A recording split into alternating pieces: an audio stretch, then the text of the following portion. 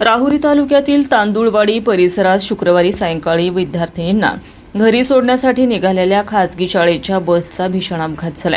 मिळालेल्या माहितीनुसार बसच्या स्टेअरिंगचा रॉड अचानक तुटल्यानं चालकाचा वाहनावरील ताबा सुटला आणि बस रस्त्यालगतच्या सुमारे 10 ते 15 फूट खोल खड्ड्यात पलटी झाली।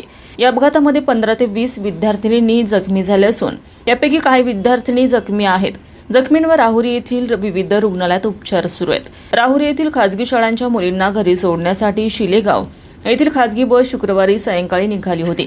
बसमध्ये तांदुळवाडी, कोंडवड आणि शिलेगाव परिसरातील सुमारे 30 ते 35 विद्यार्थिनी त्यामध्ये होत्या।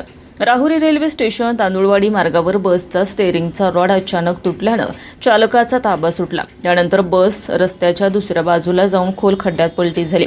अपघातानंतर बसमधील विद्यार्थिनींमध्ये एकच घबराट उडाली। काही विद्यार्थिनींमध्ये बसमध्ये अडकून पडल्या होत्या। घटनेची माहिती मिळताच तांदुळवाडी आणि परिसरातील ग्रामस्थ, युवक आणि वाहन चालकांनी घटनास्थळी धाव घेत तातडीने बचाव कार्य सुरू केले।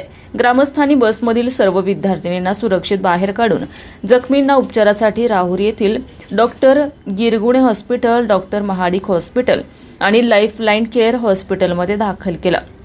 दरम्यान अपघाताची माहिती मिळताच पालकांनी घटनास्थळी तसेच रुग्णालयामध्ये धाव घेत मुलींची विचारपूस केली। त्यामुळे काही काळ परिसरात चिंतेचं वातावरण निर्माण झालं होतं। बचाव कार्यात मुख्याध्यापक सर्जेराव पेरणे, पत्रकार विनीत धसाळ, कारखान्याचे माजी संचालक शरदराव पेरणे, ग्रामपंचायत सदस्य विक्रम पेरणे, शिलेगावचे माजी सरपंच संदीप अण्णासाहेब म्हसे, गोकुळ म्हसे, प्राध्यापक शिवप्रसाद पेरणे यांच्यासह अनेक ग्रामस्थांनी मोलाचं सहकार्य केलंय। तसेच सिद्धार्थ पेरणे, ओंकार तोडमल, भूषण निकम, तेजस विटमोर, विशाल आयनर आणि अन्य युवकांनी विद्यार्थिनींना बसमधून बाहेर काढून रुग्णालयात पोहोचवण्यासाठी विशेष परिश्रम घेतलाय।